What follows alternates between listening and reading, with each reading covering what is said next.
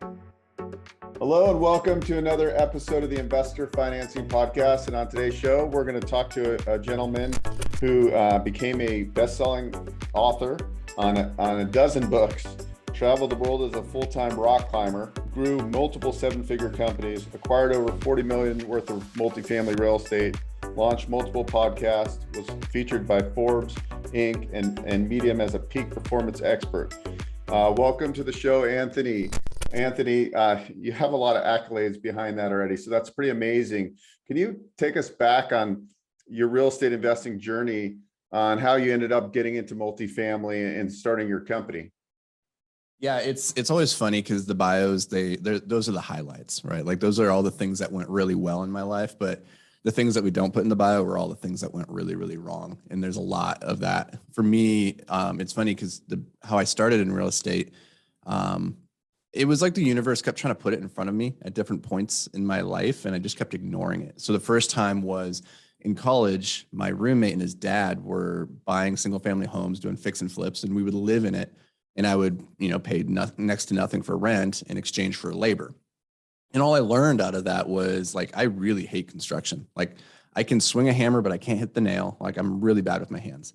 And so that was like my first experience with real estate. And I think that a lot of people, when they think about real estate, that's the first thing they think of is like HGTVs, fix and flip homes, like go find the shanty and make it beautiful and then sell it, right? But I wanted nothing to do with that. So I walked away from real estate for many, many years, went off and did other things. And then the universe put real estate back in front of me again when about a decade later, I was living in California and a buddy comes to me and he's like, "Hey, I'm looking at buying these quads. Do you want to do that?" And I was like, thinking back to what I knew before about what real estate was. I was like, no, I have no interest in that. That sounds horrible, but I'll give you money. You go do it. So I invested in his deal and he went and did it. And we still have those. And that started to change my perspective on what real estate was. I was like, oh man, if we buy and hold these things, we let them cash flow and get the appreciation, like this is actually pretty awesome. But those were quads. And so they fundamentally still, underneath that commercial real estate threshold where you really get all the benefits of like the valuation model being based off of income and not comparables. So it took me another probably 6 or 7 years before I decided like I'm going to go hard at real estate and start actually building a company, because there's a difference between investing in real estate and building a real estate business. And before I was just investing in real estate. And then I made this mental shift and I said, I'm going to start building a business around this. And for that, I started with a triplex. I house hacked it, did an FHA loan, put like $7,000 into it. And then 9 months later, it appreciated for like $125,000 more than I had bought it. And like grand total, I put less than $10,000 into this thing. And so like that was a huge win, but it just like reinforced again, like, man, these valuations are based off of comparables. I didn't do anything. I didn't control this. So that was when I made the jump to larger multifamily assets and been doing that ever since. So I really focus on kind of like 12 to 60 unit complexes. It's kind of like this Goldilocks zone in the middle where it's a little bit too big for like small operators and a little bit too small for really large institutional investors. And we found a lot of really good opportunities there. So your rock climbing background, how did you get involved in rock climbing? I actually have a good story for you. Nice, I want to hear it. You know why I have a fear of heights now, thanks to rock climbing. So I was in my early 20s, and my uncle is a financial planner, and he had a client who was a famous rock climber. So my uncle got into rock climbing. And then we decided, at the time I was living in the Bay Area, and we went to like the Santa Cruz Mountains. There's some places to climb there, as you probably know. So Yep. I'm a pretty strong guy. I'm probably not built to be a rock climber because I'm like 5'9", 240, but at the time I was a lot leaner. And I got, I harnessed up, and then you're on belay. For people that don't know what belay is, that's the person down that's holding the ropes on the ground as you're climbing the rock. And they're there to make sure you don't fall. So I'm like 3/4 of the way up, and there's like kind of like a bend in the rock. And so the person down below can't really see me. And for whatever reason, that person below thought I was to the peak of the rock, and I climbed up on top and I was safe. And he, and my uncle was on top of the rock, and I was hanging on tight because I was taking a break, and he kept on saying, "Relax, lean back, lean back." Well, somebody on the bottom who had me on belay, thought I was up on the rock. So if I would have leaned back, I would have fallen to my death. Probably. It was a huge drop off. And anyway, I don't know what I'm telling this, but um, from there on, I never climbed a rock again. Like I would go and maybe go to a rock gym and just climb like on like something that was 3 or 4 feet and play around. And it was up until 2 years ago, I've been just completely frightened of heights. And I donated some money to this charity, and they took us out shooting guns and so forth. It was like these Delta Force guys, and it was really cool. And I didn't realize that when I donated money, the next thing we were doing is we're going up to the Henderson firefighting training station. And part of what we were doing there was we were going to climb to the top and do this drill, and then we're going to belay down. And everybody else is belaying down and going down the tower. It's like 6 stories.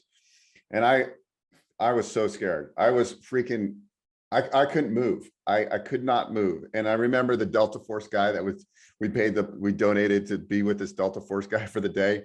He looked at me and goes, "Beau, you're going to regret it if you don't do this." And I'm like, all right, I can't be that guy that doesn't do it. And they harnessed me up, and you got to kick off the wall a little bit. And I was so scared. My butt hit as soon as I kicked off the wall, my butt hit the ground.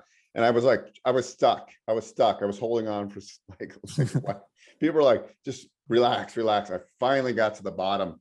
But that feeling of getting down from the bottom was just like such a relief. Like, I don't know if I can ever go rock climbing again, but I want to, because it's really a sport. And it's like you against the rock, really. And it's like, there's something about rock climbing and like, just like, and now, cause I'm like big and bulky, I really want to like lean up and rock climb. Cause I think rock climbers are like, first of all, you get ripped and you have like the most amazing like grip strength ever. And you learn how to leverage your body. So it's a sport I love. I think my top sports are jujitsu and rock climbing would be my two.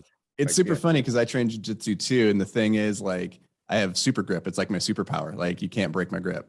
And it comes from rock climbing. But like, what's really interesting about like the rock climbing is that for most people, all of us, we have this fear of heights, but we also are drawn to heights simultaneously. It's really weird. It's like this primal instinct. Maybe it's like because we come from monkeys or whatever, and we're like, I gotta climb. But then we're also afraid because we're fragile little creatures. And if we fall, we get really, really hurt. And like, I used to coach, I used to have a gym, and we used to coach highly competitive youth athletes. In fact, one of our athletes went and competed at the Olympics this last year. It was the first time climbing was in the Olympics. And, one of the 3 American climbers is from Minnesota who we trained. And it's like, you don't really think of Minnesota as being a place for climbing, but we have pretty good training facilities. And one of the things that we'd always talk about, because like everybody has to, in your life, even if you're not a rock climber, you're listening to this and like, I have no interest in rock climbing. Like, let's keep listening, because this is important. When you're in this position in life where you're afraid, you're terrified, a lot of people will instinctively tell one another, like if it's a coach or something, they'll say, don't be afraid, right? They'll tell you what not to do. They're coaching the negative and saying, don't be afraid. Well, okay, I can't not be afraid just because you told me don't be afraid in this moment. Like when they say relax, like I can't just do that. I'm gripped by terror right now. So what we would say when we would work with our athletes is, hey, this isn't about don't be afraid. Like, you're going to be afraid, and that's okay. This is an opportunity to practice courage, and courage is a muscle. And when you're afraid, just remember, this is a moment where you get to develop that courage muscle. It doesn't happen like in one fell swoop. It's every day, like doing something that scares you and saying, like, I'm going to do it anyway. I'm going to practice. I'm going to be more courageous than I am afraid. And when you do that, like on a long enough time frame, your expectations of what's possible expand exponentially, right? And like, you're no longer afraid because you have the courage to see it through. And I think that plays into real estate investing, right? Like, we all have these kind of limiting beliefs, and like a lot of us that might own some duplexes and fourplexes, like okay, we can do this because it's easy, right? And then now we're thinking, oh, I'm going into a 8 or a 20 or a 30 or a 60 unit property, and we're doubting ourselves, like, do we have enough skill set? And I think really real estate investing isn't really about like you can, and I think your partner is more of in your multifamily business. He's more of the spreadsheet guy, if I'm right. Yeah, And he like, loves the numbers. yeah. And so like, I don't love spreadsheets, even though I do loans for a living. I should be a numbers guy, but I'm really just a concept guy. Mhm. I'm an idea guy. And I think it's so important, like everybody that you really can kind of like dig the nuggets out when when I'm interviewing, and you have several shows that you interview people, like the really underlying thing that I want to get across, it's really the mindset, and it's really real estate. I don't know if anybody really loves real estate, but we love the vehicle of creating wealth and passive income and reoccurring revenue. So it really comes down to like the mindset. And when I was reading your bio, I told you earlier before we went live, a lot of us, like it's hard for us to just sit and like really focus and figure out how to get to what are the actual steps it takes to get what you want. And I think that like you were struggling with that for a long time. And that's how I imagine that's how you went down the road of like really figuring out how to like, like a performance-based stuff. That's how you, and I'm kind of guessing this, but that's kind of probably why you went down the path of learning how the mind works and how performance works within athletes and so forth. Can you kind of tell us like your framework of like, you now like said, okay, I want to do this as a business, because I see there's lots of wealth creation, and it's the ideal business for pretty much anybody really. Like I've been looking at, buying into franchises and stuff. A lot of that takes a lot more work hours, where this is more strategic implementation. How'd you go about like using like the skills that you developed into your multifamily business? Like how did that correlate? Yeah, I think, going back to what you're saying before, like we all have these limiting beliefs. And when it comes to real estate or business in general, like those can be really dramatic beliefs. And everything, like at its core, everything starts with a belief. It's either a limiting belief or it's an empowering belief. So you're either going in with doubt and insecurity and believing like, oh, this is not going to work for me, or you're thinking it's probably not going to work for me, which is tantamount to being the same thing, right?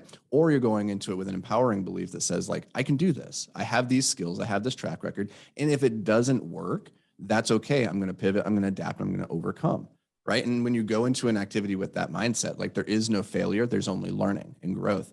And for me, like, it's interesting. Real estate actually, for me, I had built a number of other businesses before I got into real estate. And the reason I got into real estate was because it's very simple. The other businesses I had built, they were very complex. One's a manufacturing company that deals with polyurethanes and chemicals and, a lot of supply chain logistics from China. It was very, very complex. And I look at real estate, I'm like, this is very, very simple.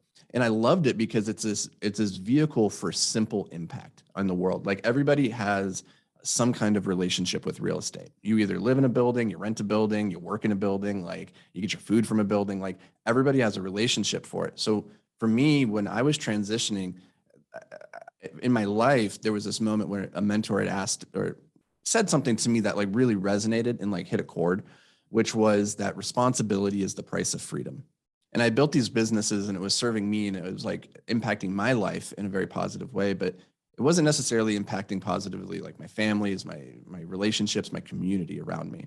And when I got into real estate, it was really largely around, okay, how can I have maximum impact? And that was through the buildings that we own and the residents that we serve. And then also like investors that are, wanting a better place to put their money is into assets rather than just into the stock market, into bonds or like other, and I think inferior investment vehicles. So for me, when I first got into it, like, or any business, you got to start by getting clear, like what's your desired outcome? Most people aren't even clear about what it is and why they're doing the thing that they're doing. Right. And that leads us into distraction and procrastination on a micro level day to day, because we don't know what we should be doing with our time. And so we default to like the easy escapes. Right. But if we stopped and objectively asked ourselves, what is my outcome? What am I trying to achieve here? Most people have never really stopped to consider that. So they're like, oh, I want to get into real estate because I want to make a lot of money. Okay. Why do you want to make a lot of money? Like, why is that important to you? Oh, because I don't want other people to tell me what to do. I want to be able to go and like do what I want when I want. Awesome. Okay. So now we understand like your root thing is freedom, like in this rebellion against other people telling you what to do with your life. Right. And so, hey man, you can have that freedom, but responsibility is the price of freedom. So now you got to figure out a way to hold yourself accountable and get the desired results that you want. Because you might not want external, authority, but now you have to have internal authority. You have to be your own boss. And that's the hardest part about being a business person or investing in real estate is like, nobody's going to come and save you. Nobody's coming to get you out of bed in the morning and say, go do the work, right? Like if you don't do the work doesn't get done. And that might be okay in the short term, but on a long enough time frame, like you're not living in alignment with the greatness that you have inside of you. And that can end ruinously because you're just going to get to the end of your life and you're going to regret that you didn't do everything you could have. Or two, your business is just going to fail and you're going to have to go back to working for somebody else and you're going to hate it the whole time. So like figuring out what's your outcome, what's your desired goal, like start there and then work backwards and start right where you're at. Don't make grandiose goals that you can't that you have to jump to immediately. Like take it day by day. If you want to write a New York Times bestselling book, it gets written one word at a time. So just focus on that, like focus on the next word. You're listening to the Investor Financing Podcast. We'll be right back after this break. Are you looking for funding? Are you getting frustrated trying to find a lender? Visit investorfinancingpodcast.com and click the Get Funding button. Complete the simple form and schedule a free phone consultation with one of our placement specialists. We have a proprietary directory of funding partners that can help you get the funding you need. It's fast and easy to explore the options available for your specific needs. Don't wait. Visit investorfinancingpodcast.com and get connected. Okay, so you had this idea to get into the multifamily. You came up, you started a business, obviously. When do you realize like there's no I on team and I need to get somebody that has different skill sets than me to do the things that I'm not as strong at? And can you tell me what that process looks like? Because really, I mean, I think ultimately everything comes down to leverage. Whether you're buying real estate, you need leverage as far as debt and equity investors. You need leverage on, like I might have a virtual assistant that edits this podcast show, right? We got to leverage everything, and you got to leverage your skill sets and you got to leverage other people's skill sets. How'd you go about, was the multifamily kind of your vision and then you found your partner, or was it like you both were in? How did that all work out? And how do you find that? I know we talk about books like Traction and so forth. I actually didn't read, I started reading Traction. I just couldn't get through it personally. I get the concepts, the integrator and all that stuff. I just wasn't something I was like, I love to read or listen to. But I probably should.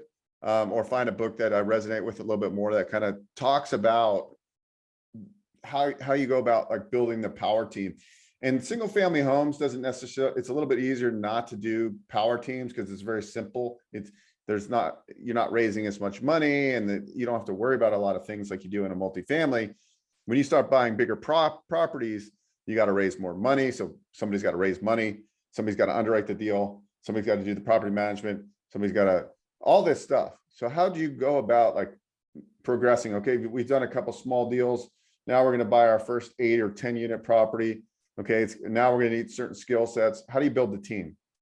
It's a killer question. It's a hard one to answer. And when it comes to like, is it Traction or is it some other book? Like at the end of the day, I've used all sorts of frameworks. Like we've used Traction to build a business. We used the 4 Ds of discipline, the 4 Ds of execution, which is another really great framework. And like, honestly, any framework is as good as any other framework as long as you use it. So find the one that resonates, and like, if it's not Traction, cool, don't do that one. But the problem is, and like it goes again to like, what's my outcome, and starting there with the goal. Most people, they start building a business without thinking about that. And so what they end up doing is they build themselves a job. They're not actually building a business. And so for me, I've always been pretty lazy at my core. Like my publishing company is called One Lazy Robot because I'm a lazy guy. Like if left to my own devices, I don't want to do work. And so every time I build a business, I start by saying, okay, how can I build this in a way where it's not going to need me, where I'm not going to be the linchpin, where like it's going to be a machine that operates independent of me. I'm not there turning a crank and making it work. And so I start from that perspective. And when you start from that perspective, you realize, okay, the only way to accomplish that is by using one of the 4, types of leverage. I think Naval Ravikant talks about this, where there's people leverage, which is or labor leverage, which is like getting other people to do the work for you. There's capital leverage, which is like using your money and financing to like, debt to go buy a building that you otherwise couldn't. Technology, which is like software coding, and media, which is, what we're doing right now is like this is media leverage. We're creating a piece of content that's going to get redistributed 1 million times for free. And it has the chance for like infinite leverage. So you got to figure out, okay, those 4 leverages or levers, what can we do with them? All right. And for most people starting off, you're not going to really have the capital necessarily. You don't necessarily have the technology. Media is available to everybody, but people are also available. So it's like, how do you rally people around you to get the work done? And the first step to that is figure out what are you really good at and what are you not good at. Like self-awareness is a superpower. So start there. What am I great at? What do I suck at? Those things that you suck at, you need to go and find people who are great at it and put them into position right away. For me, it was really simple, when it came to working with Dan, because it was like the things that I'm really good at, which is ideas and marketing and media and relationships, are not the things that he likes. Whereas he likes spreadsheets and numbers and finance, like he lives for it. And I'm like, I don't love that.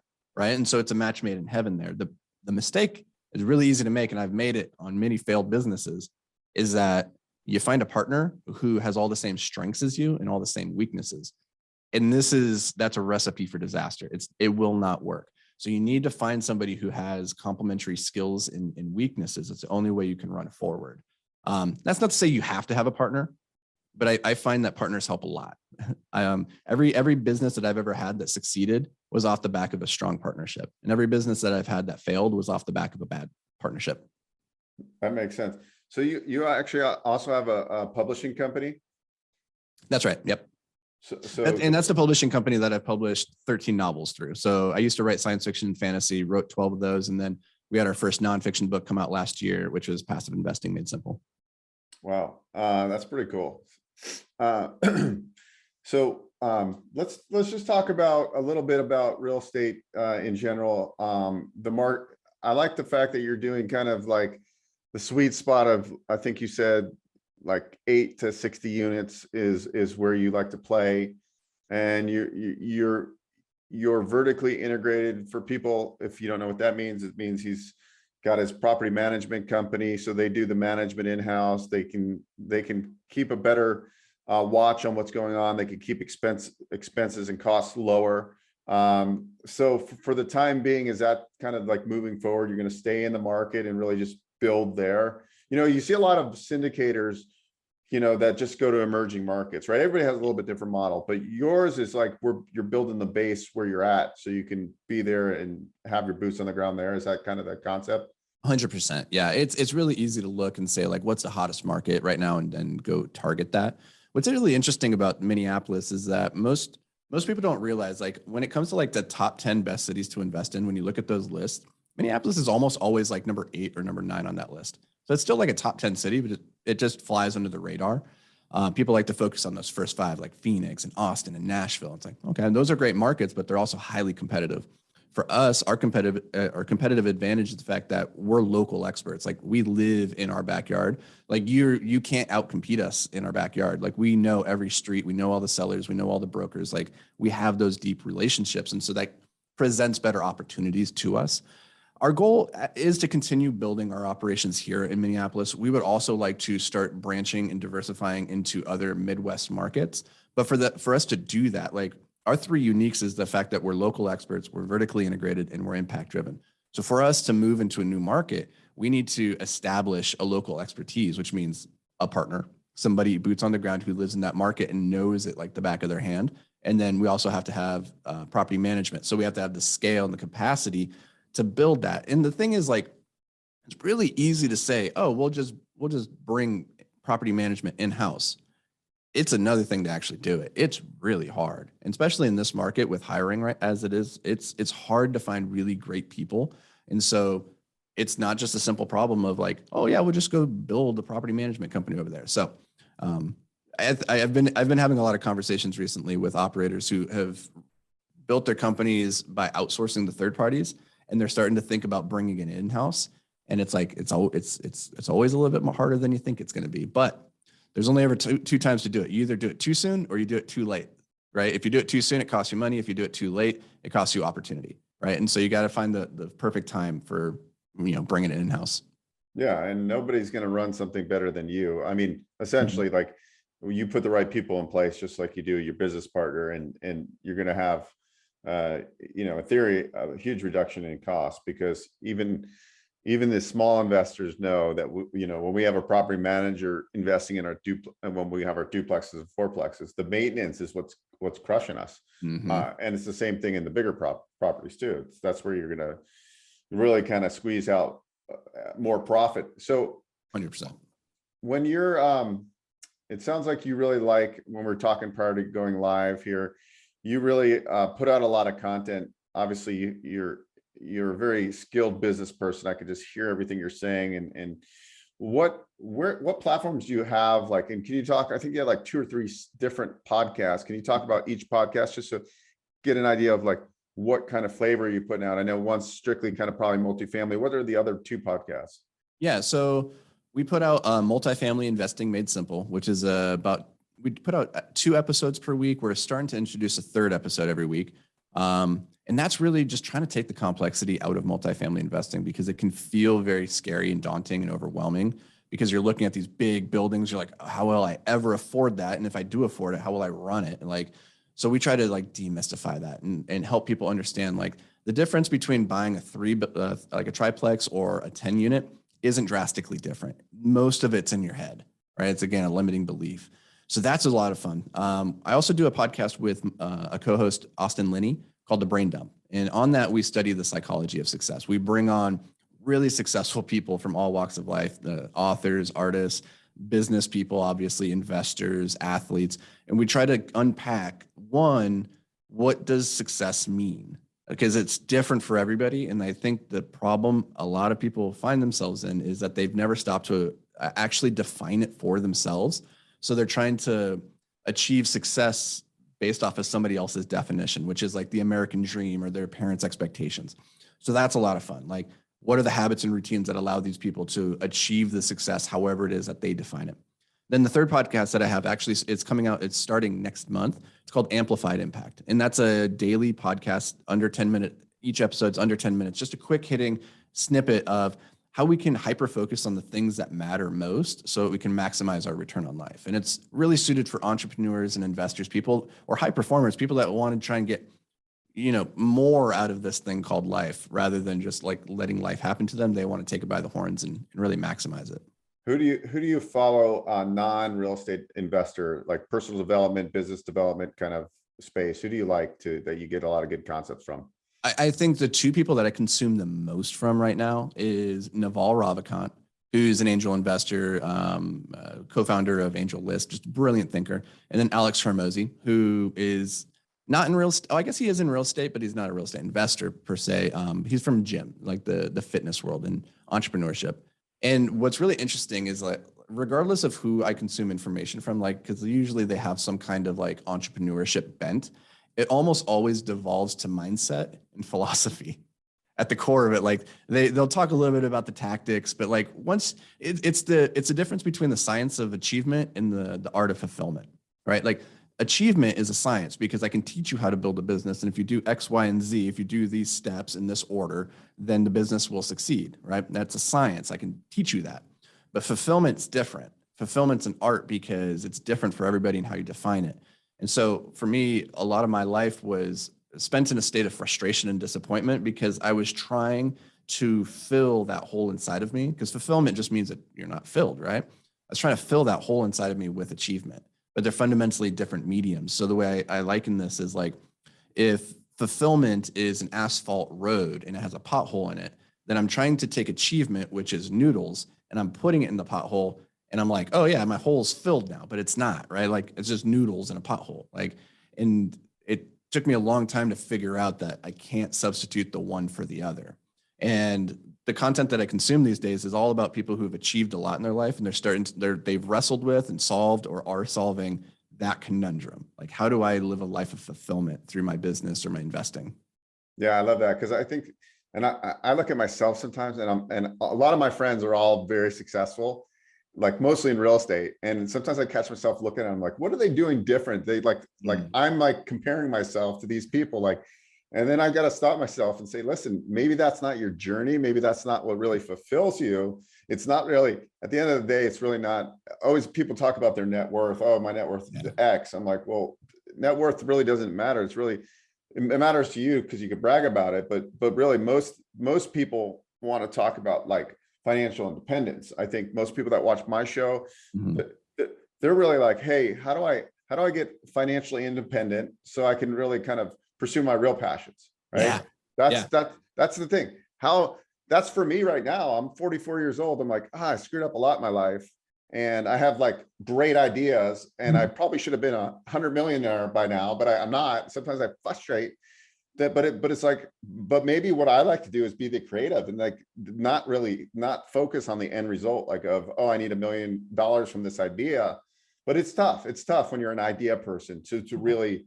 And that's what I like when I was reading your bio. I'm like, oh, this guy's like a super idea guy. Like, and he had to like figure out how to, and you've proven it, right? You've proven it with multiple businesses, and now with your real estate investment business. So it's very interesting to kind of like figure out how your mind, how you're wired, and so forth. And that's really my journey right now in life, is to figure out how I'm wired, how a guy that can't put systems together.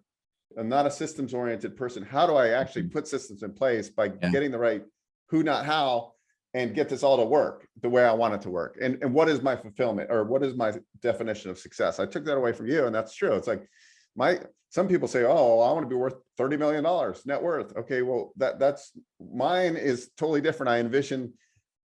My envisionment of financial independence is, what is it? $40,000 a month net, like with a few, and I'd have to do maybe 4 or 5 phone calls a month to oversee the property managers. And that, like, to me, that's ideal. Not to be the $100 million guy.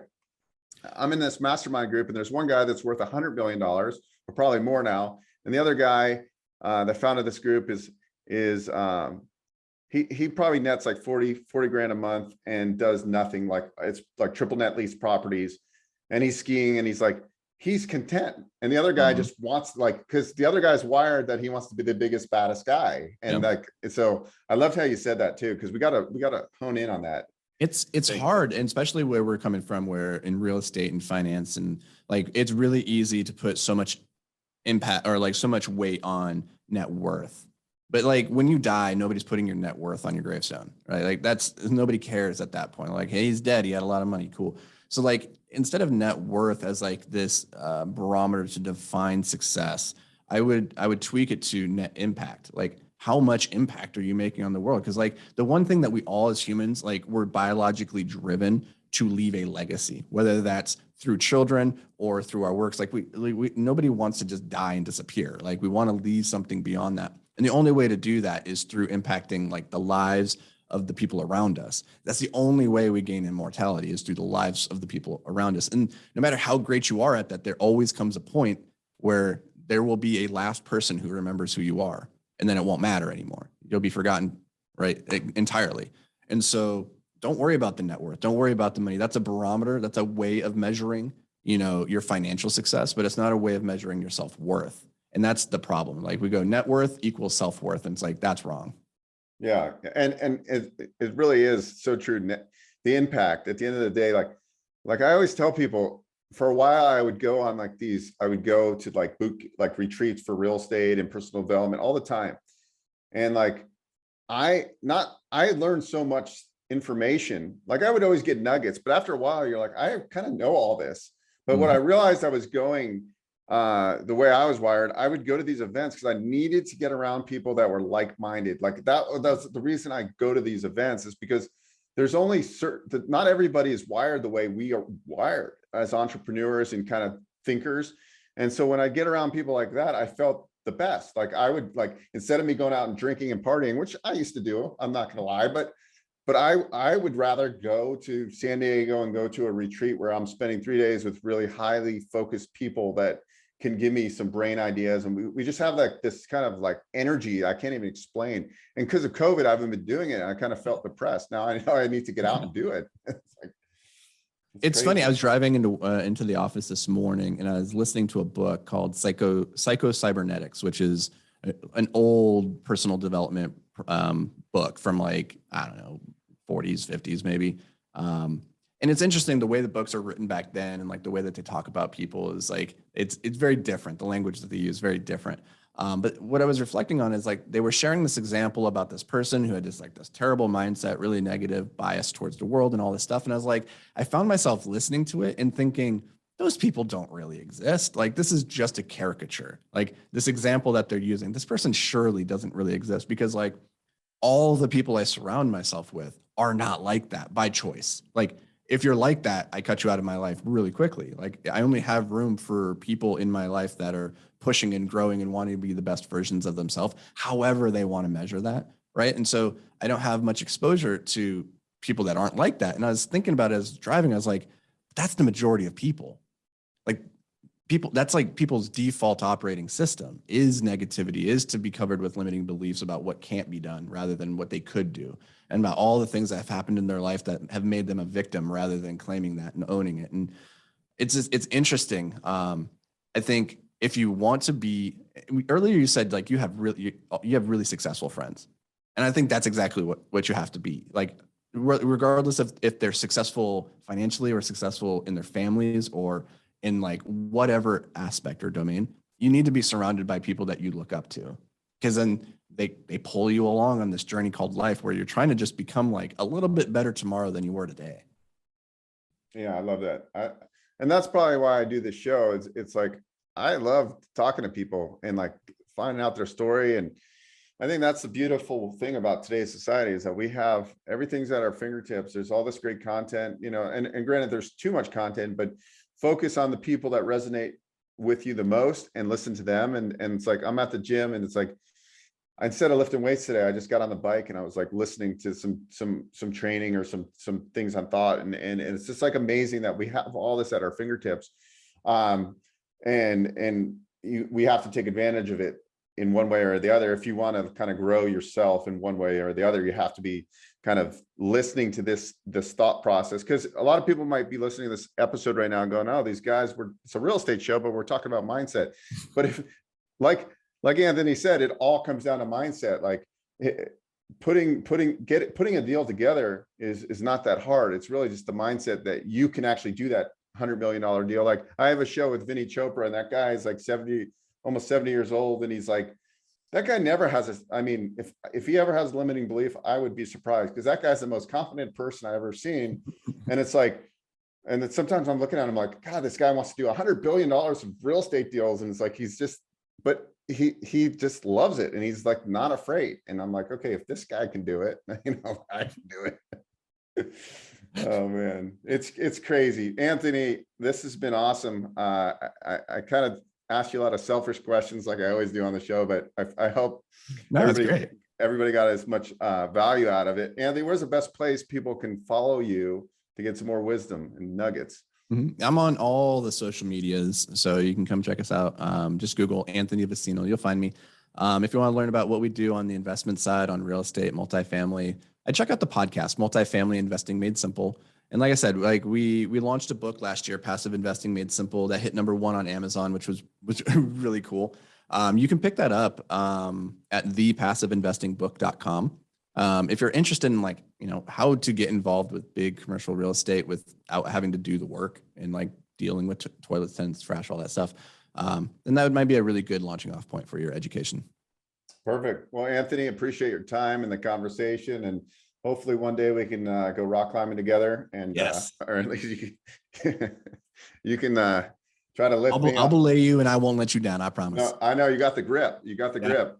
When I used to do jujitsu, I always knew like if it was either a contractor or a rock climber. As soon as they grab you, like, are you in construction? Because I could just tell. Like, they got a next level grip. Yeah, that's the one sport. Like, I keep on telling myself I got to get back into jujitsu before I get too old, because I'm 44, and it's like that's like, because we sit all day now, and it's like I got to get back into the sports though. But anyways, guys, thanks for watching the episode. I hope you enjoyed it. So remember, jiu-jitsu, multifamily, rock climbing is life. Just keep on going, and the most important real estate is between the ears. And I think that's a common message we're hearing often. So if you want to make it happen, just go out and do it. And that's what I'm doing this year too. This year is all about cash flow and financial independence. So thanks for watching, guys.